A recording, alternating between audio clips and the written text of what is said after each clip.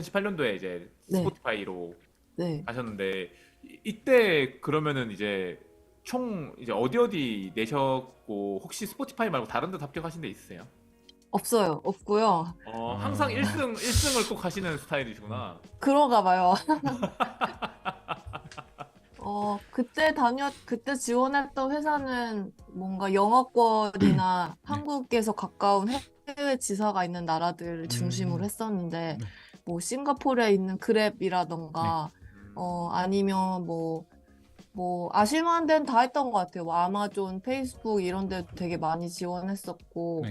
코딩 인터뷰 본 데도 있고 좀 그랬는데 마지막엔 다 계속 미끄러지다가 딱 하나 붙은 데가 스포티파이였어요. 신기하다. 1승 하는데 항상 네. 그 1승은 항상 1등이네요. 근데 사실 제가 스포티파이 붙었을 때는 솔직히 좀 아리까리했던 게 아, 그 사람들은 자기네들이 1등이라고 하지만 제 입장에서는 그 완전 모르는 회사잖아요. 그쵸. 그 당시에는. 예, 제 주변 예. 사람들도 아무도 모르고 해가지고 좀 불확실성이 훨씬 많았던 것 같아요. 제가 느낄 때는. 음, 지금의 이 위상이 아니니까. 네, 그래서 좀 되게 불확실했죠, 모든 게. 상장 전이었죠, 그때면. 아, 이거는 저도 정말 아쉬운데요. 제가 상장한 바로 직후에 들어갔어요. 상장 직후에 들어가셨구나. 네, 준비 과정은 좀 어떠셨어요? 어쨌든 말씀하신 대로 이제 뭐 우리가 스포티파이를 몰랐지만 반대로 스포티파이도 네이버 모를 거잖아요.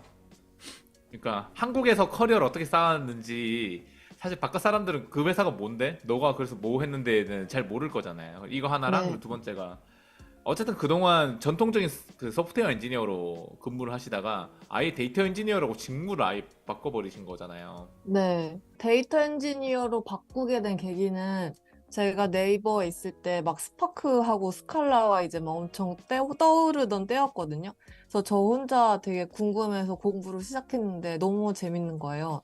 특히 그 스칼라라는 언어가 전 개인적으로 되게 재밌었고, 또 음, 나중에 이제 운이 좋게 스파크랑 HBase 이렇게 두 개로 뭔가 해볼 수 있는 사이드 프로젝트 같은 걸 제가 맡게 됐는데, 그게 이제 엄청 재미있어서 와, 백엔드보다는 약간 이런 거 하는 게 나한테 더 잘 맞겠다. 약간 그런 생각도 있었고요. 음, 그리고 사실 이제 스파크를 사용하는 이유가 되게 방대한 양의 데이터를 처리하기 위해서 하는 거잖아요.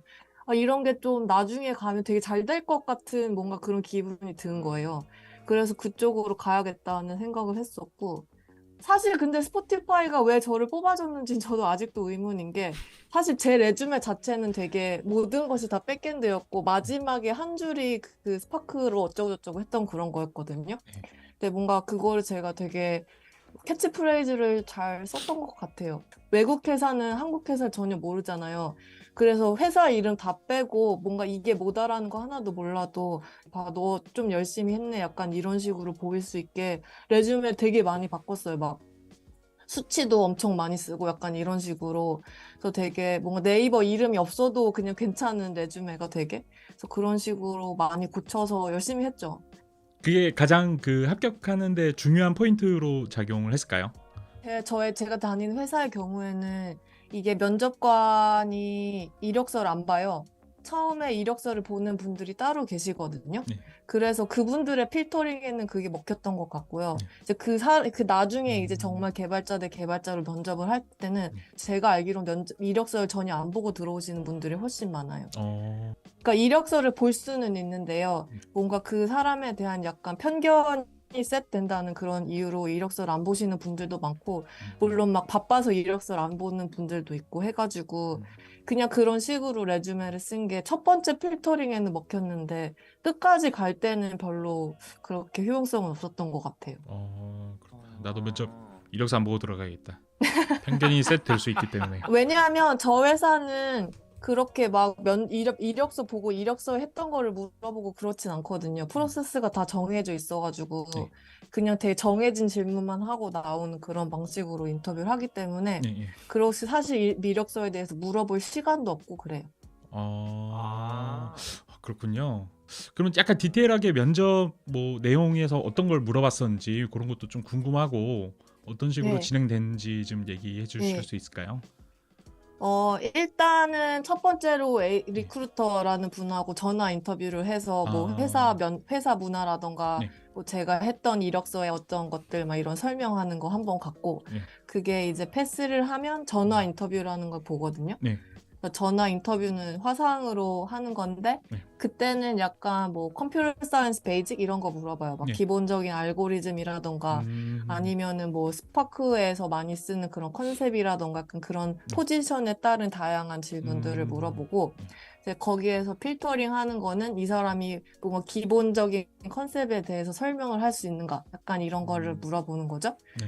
그거를 통과를 하면 팬데믹 전에는 온사이트 인터뷰라고 하는데 이제 정말 그 회사에 비행기를 타고 가가지고 아. 사람 대 사람으로 인터뷰를 보는 거예요. 네. 그거는 아침부터 이제 오후까지 하루 종일 보거든요. 그래서 뭐 HR 리크루터가 이제 마중 나와가지고 네. 회사 한번 돌아보면서 투어 시켜주고 네. 뭐 컬처 핏이라던가 알고리즘, 네. 시스템 디자인 네. 뭐 그런 거 이제 하루 종일 보고 그럼 하루가 끝나요. 그게 이제 마지막 프로세스예요. 그런 건 이제 비용이나 이런 비행기 티켓 뭐 호텔 이런 건 다 거기서 제공을 해주고 네, 가는 그 거죠. 시절에는 그랬고, 예, 예. 근데 이제는 팬데믹 그렇군요. 후에는 전부 다 온라인으로 바뀌었다고 알고 있어요. 아. 저희 회사는 예, 예. 온라인으로 전부 바뀌었고요. 예. 이제 비용 절감 때문에 아무래도 그렇게 하지 않나 싶어요. 이제 비행기랑 숙박 이런 거 안 내줘도 되니까. 네, 요즘엔 이제 현금이 좀 귀하기 때문에. 그렇게 하루 종일 면접을 보게 되면은 저라면은 이제 새로운 국가 그렇게 면접을 보면은 되게 뭐 새롭게 이제 배우는 부분도 있을 것 같고 한편으로는 면접이니까 그래도 이제 네. 힘들고 지치는 부분도 좀 있을 것 같고 떨리는 부분도 있을 것 같은데 직접 그렇게 가셨을 때는 어떠셨는지 좀 궁금하네요. 생각보다 네. 그렇게 떨리지는 않았던 게 네. 그 회사의 뭔가 특유의 분위기인지는 모르겠는데요. 네. 면접관들이 되게 프렌들리해요. 아, 그래요? 그래서 정말 진짜 나를 평가하는 사람 이렇게 딱 해가지고 내려다보고 약간 이렇게 보는 게 아니라요.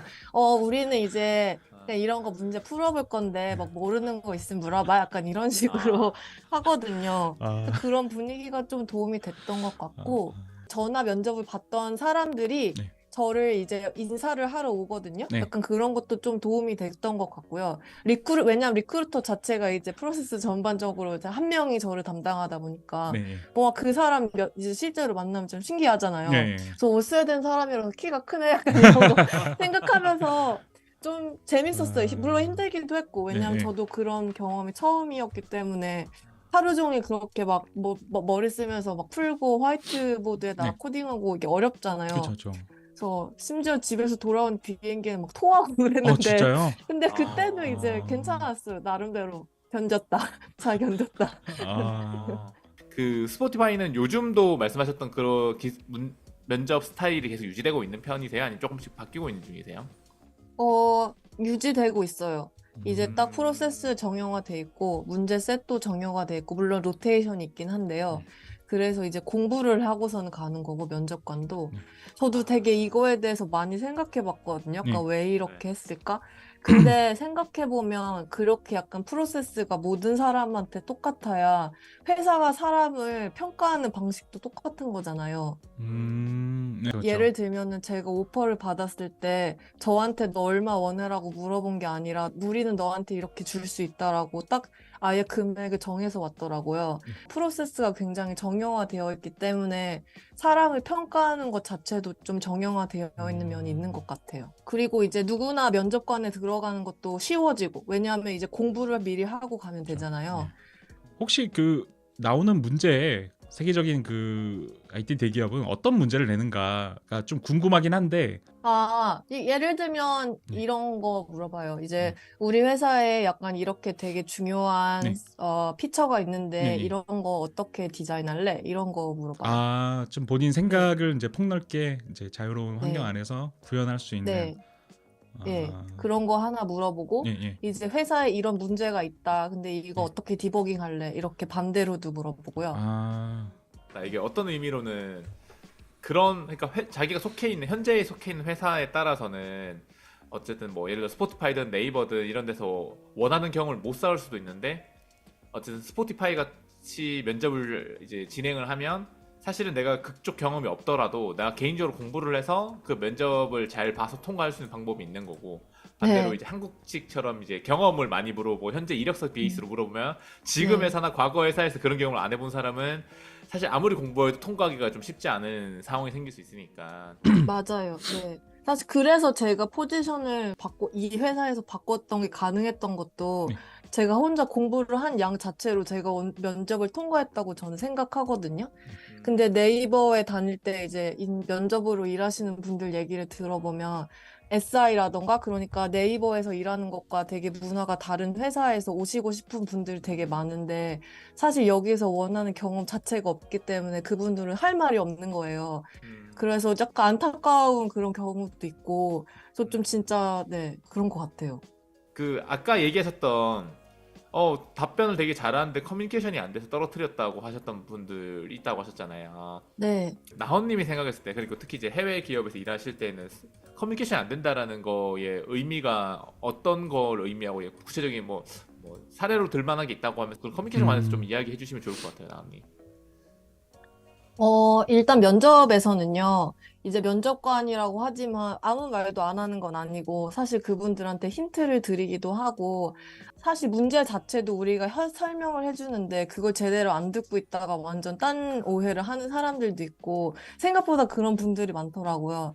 그래서 제일 중요한 거는 이제 우리가 하는 말을 진짜 귀담아 듣고 있나? 이런 거를 면접에서 가장 많이 보는 것 같고요. 그래서 심지어 혼자서는 막 이렇게 막 무아지경으로 푸는데, 이제 면접관 중에 한 명이 이런 식으로 문제를 바꿨을 때 어떻게 해결하겠냐 하면 사실 거기서부터 걸리는 사람들도 많거든요. 그러니까 이제 첫 번째 문제는 굉장히 잘 푸는데 누군가가 이제 여기에다가 자기 의견을 붙이면 그거는 이해를 못하는 거예요. 사실 그런 식으로 커뮤니케이션이 안 되는 사람은 사실 좀 일하기가 힘들지 않나 이런 식으로 판단하는 경우가 많은 것 같아요. 음. 문제가 어떤 족보식으로 있다 하더라도 면접관들마다 이 문제를 응용하는 방법은 또 이제 다를 수 있으니까 문제가 되게 가지수가 엄청 확산될 수는 있겠네요. 그렇죠. 자기 경험에 따라서는 되게 다른 식으로 하시는 분들도 있고, 어쨌든 이제 개인적인 성향이 드러나긴 해요. 아, 지금 QERR 님이 여쭤보신 건데, 해외 기업들은 왜 알고리즘을 많이 물어보나요? 라고 하시는데, 왜 그런 거 같으세요? 네네. 이게 제가 아까 그 면접 프로세스에서 얘기했던 거랑 좀 관련이 있는데요. 네. 사실 알고리즘을 물어본다는 거는 네. 굉장히 순수한 학문 그 자체를 물어본다고 어떻게 보면 생각을 할 수 있잖아요. 예, 이제 예. 반면에 뭔가 네. 회사에 좀 더 뭔가 실무에 적합한 거는 네. 이제 실무에 가까운 거를 물어보는 거고, 네. 이제 순수 학문을 혼자 공부할 수 있는 사람을 네. 회사에 데려와서 우리는 가르칠 준비가 되어 있어. 약간 이런 식으로 생각을 하는 것도 좀 있는 것 같아요. 왜냐면 예, 예. 지금 스포티파이에서 되게 좀 놀랐던 것 중에 하나가 여기는 딱 이 회사의 이 포지션으로 들어오면 한번 쭉 훑어야 되는 약간 책 같은 게 있거든요. 예, 예. 그래서 우리 회사는 이런 기술을 쓰고 그래서 여기에서부터 시작해서 이제 막 정말 컴퓨터 세팅부터 네. 시작해가지고 막 다 필요한 거 인스톨하는 거 다 알려주고 되게 회사에서 자주 쓰는 패턴 같은 걸 가르쳐 줘요. 네, 예, 그래서 예. 그런 식으로 처음에 회사에 들어가면 온보딩을 하더라고요. 네. 그것도 맞아요. 뭔가 회사가 좋은 회사다라는 거를 또 이제 가리키는 부분이기도 하네요. 좀 얘기를 들어보니까 컴퓨터 과학의 그 기본적인 부분에 대해서만 너가 이걸 잘 통과를 하면은 우리 회사에 왔을 때 너는 뭐 우리가 잘 이렇게 케어하고 온보딩 해줄 수 있어. 넌 잘 좋은 개발자가 될 수 있도록 우리가 이렇게 마련해 놨어라는 거잖아요. 부럽네요. 이게- 예.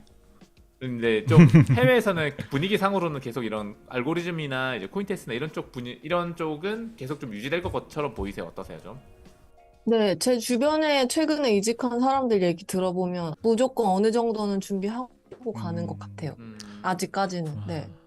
근데 어쨌든 그 스포티파이 이렇게 합류해 보시니까 좀 일을 하시면서 좀 그래도 한국 회사랑 크게 차이가 나는 점이 좀 있다고 느끼세요? 제가 한국에서 많이 다녀본 건 아니지만 제일 사실 큰 문제는 뭔가 예전에는 누가 저한테 일을 하라고 줬거든요. 근데 여기는 그런 게 아닌 점? 사실 이게 제일 큰 차이인 것 같아요.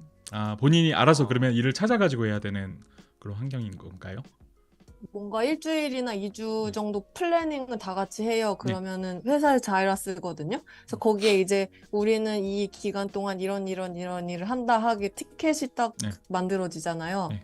그러면 제가 만약에 티켓을 하나 뽑을 때 누가 저한테 너 이거 해라고 하는 게 아니라 제가 하고 싶은 일을 아. 그중에 선택을 해서 하는 아. 구조인데 아. 약간 이런 거부터 시작해서 뭔가 이제 엔지니어링 매니저라는 그 포지션에 계신 분과 상담을 하면서 나는 이런 일을 더 많이 해보고 싶다. 뭐 그런 네. 거에 대해서 요구를 할 수도 있고 네. 그러니까 그런 게 조금 되게 다른 것 같아요. 그렇구나.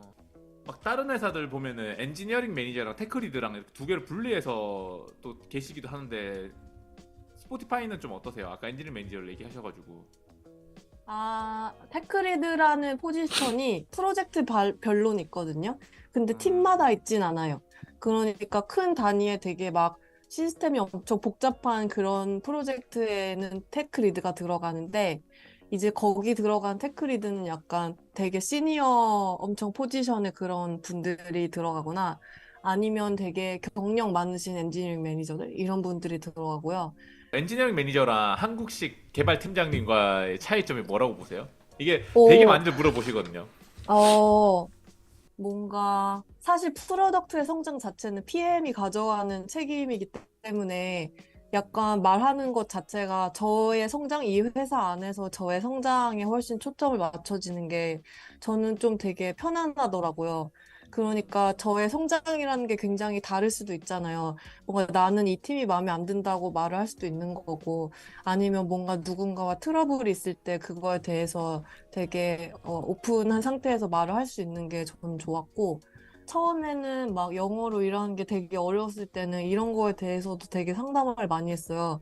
그래서 막 EM이랑 같이 들어가는 회의 있으면은 그 회의 바로 끝나고 EM한테 오늘 나 어땠냐고 약간 바로 막 알려줘 이런 식으로 막 멱살 붙잡고 막 말하기도 하고 그래서 도움을 많이 받았죠. 근데 테크 리드는 우리나라의 개발 리더분들은 사실 정말 개발자로 시작을 해서 뭔가 PM 롤과 EM 롤 사이에 그 중간에 어둠에 계시는 분들이잖아요.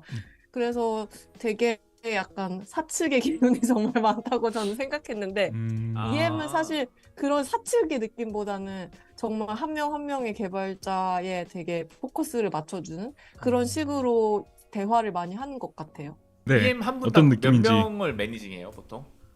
한 팀에 있는 개발자 전부요. 그럼 한국식으로는 개발 팀장님이 많네요. 그럼 어떻게 보면은. 그렇죠.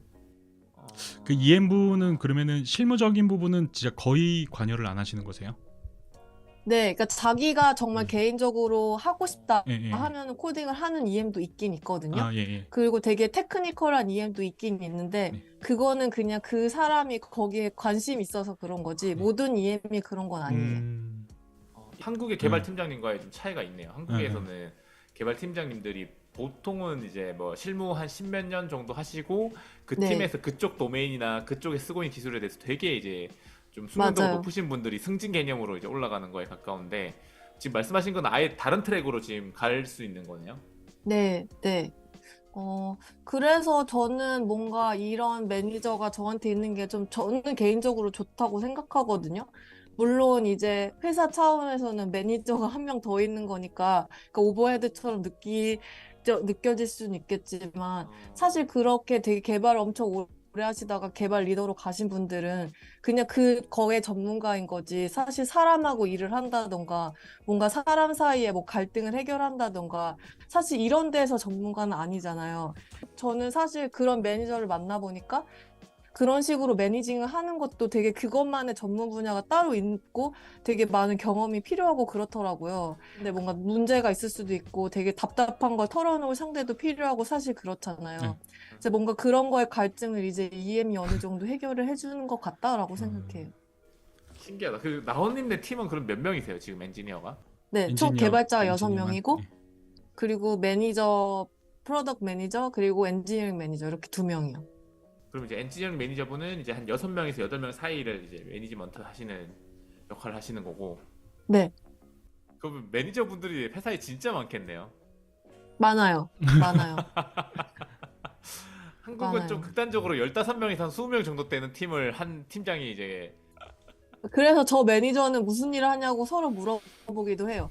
근데 그 방식이 회사를 더 생산성 있게 돌릴 수 있다고 그동안의 어떤 여러 가지 실험 끝에 나온 결론이라는 거 자체가 이게 참 대단한 것 같기도 하고 그 매니저가 여러 명 있는데 그 팀원의 성과나 역량에 대한 그 평가를 해야 되잖아요. 네. 그거는 어떻게 해요? 예를 들어서 한국은 음. 어쨌든 개발 팀장님이 테크 리드이면서 엔지니어링 매니저니까 네. 사실은 평가하기 쉽거든요. 왜냐면 그 사람 팀원들이 어떤 역할을 하고 어떤 역량을 하고 본인이 다 보고 있으니까 이게 그리고 그 사람이 전문성도 가장 높고 그러다 보니까 그 사람 평가한다고 하면은 이제 쉬운데 네. 그 말씀하셨던 엔지니어링 매니저와 PM 그리고 테크 리드 이렇게 쪼개져 있는 상황에서는 그 팀원들 하나하나에 대한 평가를 어떻게 측정하나 싶어가지고 어,